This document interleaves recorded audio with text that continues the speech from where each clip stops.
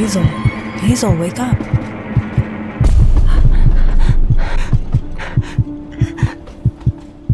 Are you alright?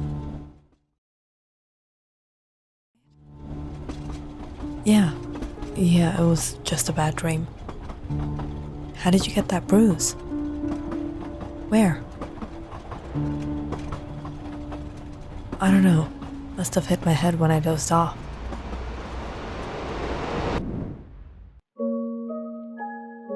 Hazel Williams is from New York. That's where she first met Zahir, her husband. Zahir was an exchange student from Africa and was completing an engineering course at the BII Institute. And he and Hazel happened to meet during a common history course, which was Hazel's major. It was from that first meeting to casual dates, and eventually they fell in love and got married. And once Zahir graduated, she moved with him to Africa. Hazel was more than enthusiastic for this new beginning in her life. She always had an attraction and fascination for Africa, for its rich culture and diversity. And now, she is settled here with her husband. About a year ago, a new train line, the African Express, opened, traveling throughout various countries within Africa. Since Zahir was busy much of the time with work, Hazel wanted to take up a job as a train attendee for the thrill and adventure. Please, Zahir, it's a really big opportunity for me. I always dreamed of traveling around Africa. Alright, as long as you enjoy it, go ahead.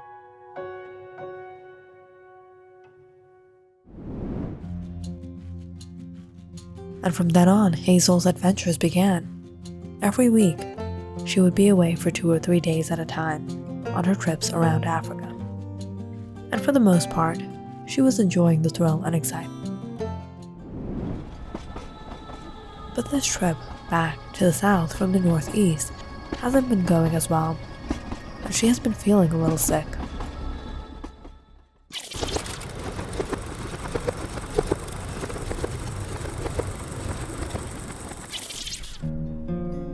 It was early at 5 a.m. when Hazel boarded the African Express with the rest of the crew.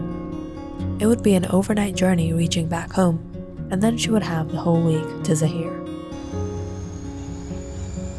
Not many passengers usually boarded from the local stops.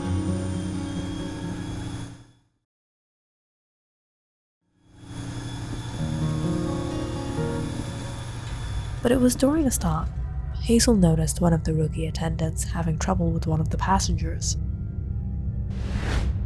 "Sir, this isn't your cabin. Your ticket says 3A. This cabin is empty. Sir, you have to take the seat that you have booked." When Hazel went to handle the situation, she was a bit startled by the man. He wasn't like the other passengers. His clothes, his bag, the way he suddenly gazed at her. "It's alright. I'm sorry for the inconvenience, sir. I hope you enjoy the ride."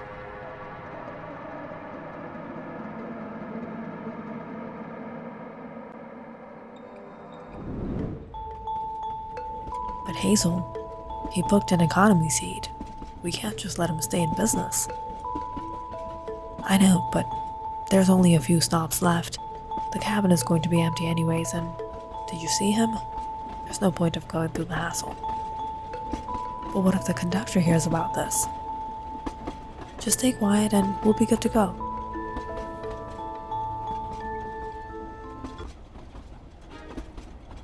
But unfortunately, things didn't stay quiet in the train when other passengers began complaining about cabin 41.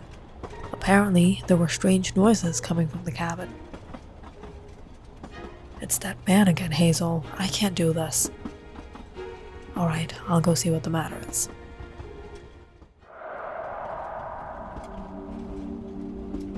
It was 1 a.m. And when Hazel walked down the aisle, nearing cabin 41, she realized what the complaint was about. Not only were there strange noises, but there was a putrid odor, something she had never smelled before.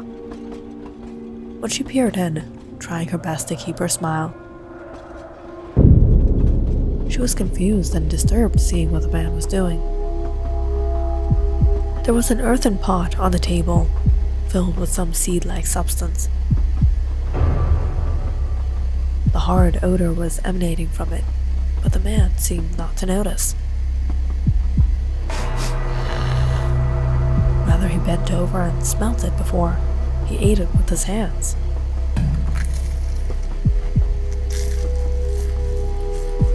When he noticed Hazel, he quickly shifted his gaze to her.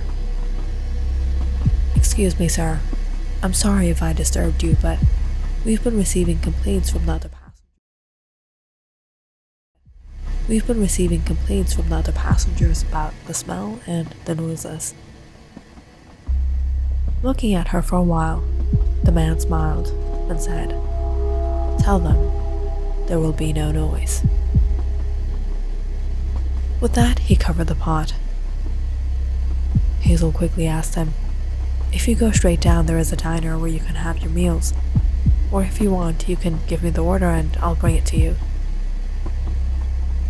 When the man didn't reply, Hazel awkwardly returned to the attendee cabin. She sat down feeling a little lightheaded, and before she knew it, she fell asleep.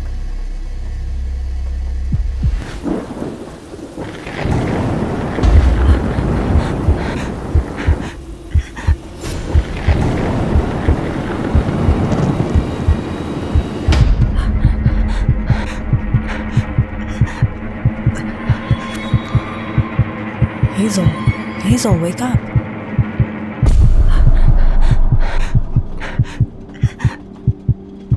Are you alright? Yeah, it was just a bad dream. How did you get that bruise? Where? Hazel looked at the light bruise on the side of her forehead.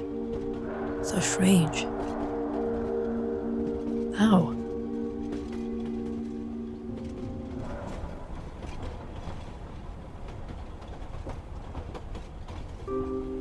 The next couple of hours through the night went by without any trouble, but Hazel wasn't feeling well. It was about 3 a.m. when they reached their destination. And all the train attendees went around checking the cabins and assisting the passengers off. As Hazel reached cabin 41, she saw the man about to leave with his briefcase. Seeing her, he stopped and stared at her. I hope you enjoyed your journey on the African Express." But the man didn't say anything, and instead began shuffling through his bag. Taking out a strange piece of jewelry, the man suddenly grasped onto Hazel's hand and put it on her. "You are beautiful." Hazel stared at the bracelet, feeling overly uncomfortable, but she decided to keep calm and go along. And sure enough, the man turned on his way and got off the train. What a strange man. What kind of bracelet is this? It was almost 6 a.m. when Hazel and the rest of the girls wrapped up on their shift. Waiting right on the platform, Hazel was so happy seeing Zahir again. "I missed you." "Me too. I couldn't wait to be back." "What happened to your head?" "Don't ask. I think I bumped into something. It's nothing." Returning home, however, when Hazel was freshening up, she stared at the mark. Is it getting darker? The pain had gotten slightly worse, but Hazel ignored it and just had a few painkillers. That night, when she came out of the shower, she was delighted seeing Zahir had cooked dinner. But as she dived in eating, Zahir looked at her strangely. "Aren't you going to try the okra soup? It's your favorite." "Is it? You always eat it." "I do? What's gotten into you? Where's my Hazel, and what have you done with her?" "I guess I'm just a little tired." But the small incidents were only the beginning of the strange things Zahir began to notice in Hazel.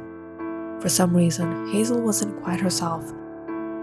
She seemed preoccupied, constantly forgetting the simplest or even the most important of things. "Hazel, where did you keep the envelope of money I gave you? I need it." "What envelope?" "I told you to keep it safe. It was for the project." I can't remember." "Hazel, are you serious? We have to find it." Zahir searched the entire house, until finally finding it in Hazel's dresser. "It was right here the whole time, and you forgot?" "I don't know why this has been happening with me. I just can't remember." And then, the night of the party, Zahir was invited to an office party organized by his boss at a restaurant. Hazel tried to look her best and accompanied him. Reaching there as Zahir parked the car, Hazel waited out when a man approached her. "Hazel, you look lovely tonight." "Excuse me? How do you know my name?" "What do you mean?" "Get away from me. I don't know you." When Zahir got out, he saw his boss with Hazel. But Hazel was behaving off. "Hazel, is everything alright?" "Mr. Kofu, how are you?" I'm alright. I think Hazel here didn't recognize me." "Hazel, this is Mr. Kofu, my boss." "Oh, I apologize. I must have mistaken you for someone else." "It's alright. Happens. Shall we go in?" "How could you not recognize him? He was at our wedding. We went on a barbecue with his wife just a few months back. I don't know." The dinner was rather a quiet one that night. No matter how much Hazel tried, she couldn't seem to remember. Yet, they had apparently met before. Nonetheless, she tried to pull through the night. "I'll have the terrasaga." "Raw meat? Since when did you start eating this dish?" "It's my favorite." "Wow, you've been trying a lot of new things on your trips these days." After a rather unusual night, the couple bid Mr. Kofu farewell and got on their way home. "What happened, Hazel? You don't look alright." "My head has been hurting." "You know what? I think you need some rest. All this traveling on train for days is affecting you." "Maybe." Hazel couldn't understand why she felt so horrible. And that bruise, it had only gotten darker by the day. And her memory was failing her. Sitting down by the dressing table, staring at the bruise, Hazel suddenly caught sight of the bracelet. She remembered the strange man from the train. Does all this have to do something with this bracelet? "Hazel, I thought you would be resting." Hazel turned to see Zahir walk in. "Are you done with your project?" "No, just taking a break." Sitting down beside her, Zahir noticed the bracelet. "Where did you get this?" "There was a man on the train. He gave this to me." "Rather strange gift." "Yes, he was strange. He occupied an entire cabin to himself. There were strange noises coming from his cabin.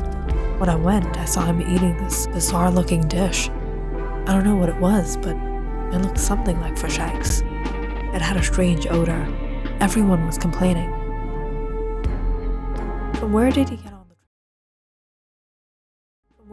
on the train? I don't remember.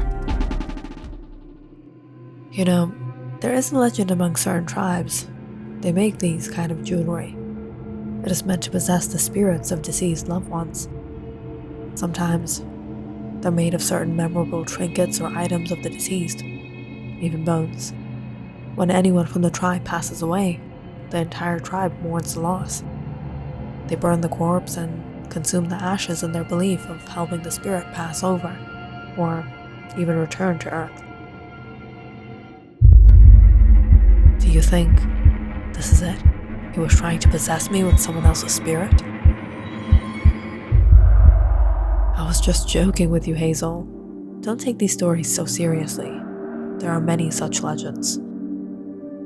But why would he give me something like this? Well, I can't say for sure, but I guess it was a gift. Zenaia didn't pay the matter much heed, but Hazel was highly disturbed. She kept the bracelet away and tried to get some rest. But no matter what, Hazel felt like she was getting more and more sick. As the days passed, her memory only betrayed her more.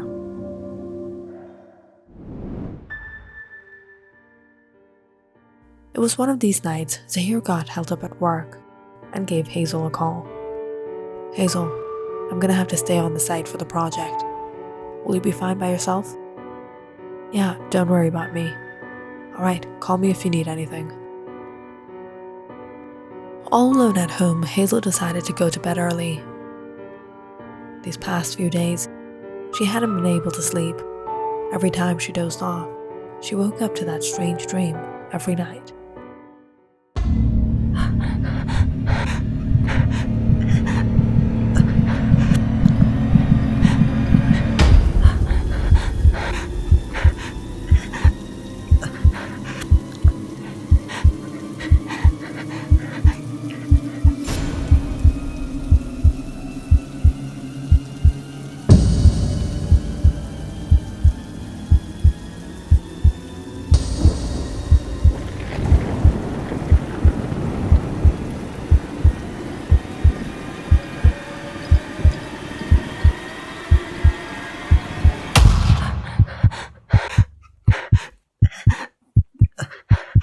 Hazel woke up feeling restless.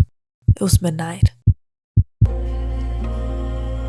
She got out of bed, straight to the train station.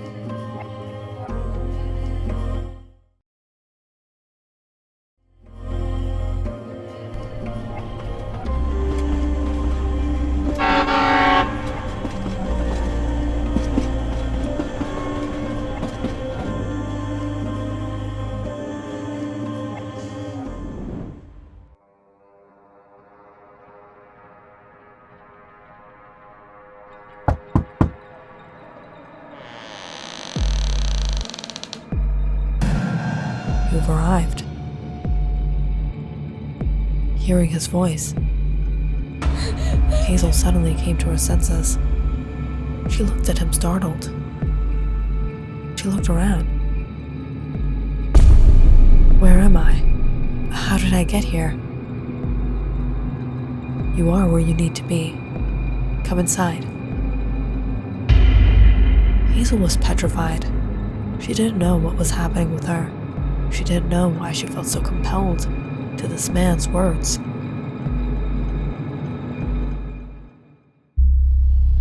Who are you? What is happening to me? The man smiled as he pointed at the mirror. Look at your reflection. Look at your mark. Haven't you recognized yourself yet? You are my Zenaia.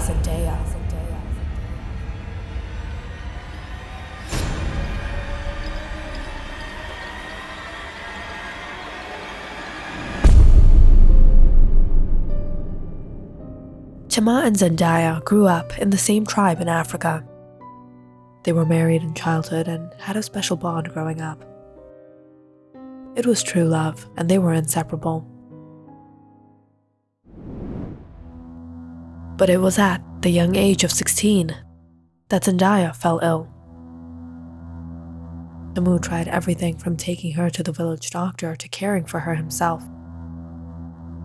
He was unable to save her. When anyone from the tribe passed away, the body was burnt and rituals were made for passing of the spirit. Tamu couldn't accept his separation from Zenaia.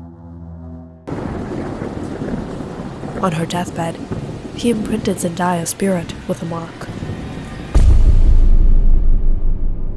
And in his desperateness, he returned to her grave that night, to her ashes, and made her and him one.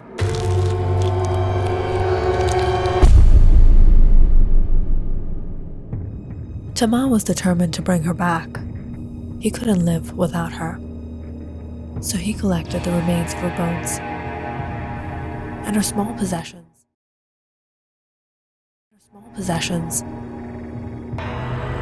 And made this bracelet.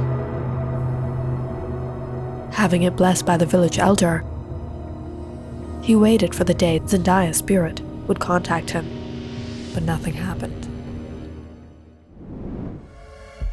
If you wish the spirit to return, you must find the vessel with her marking. Tamu had been waiting for someone with a marking. And when that day, Tamu saw Hazel in the train, Zenaia's marking became apparent on Hazel, and he knew she was the one. So he put the bracelet on her. Hazel then began to lose her own memories, her own soul, and Zenaia revived within her.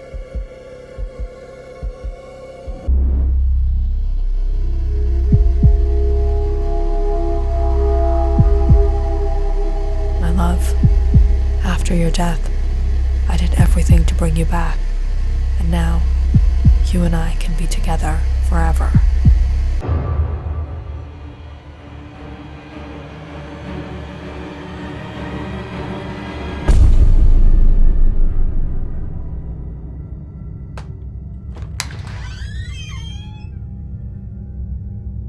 Hazel?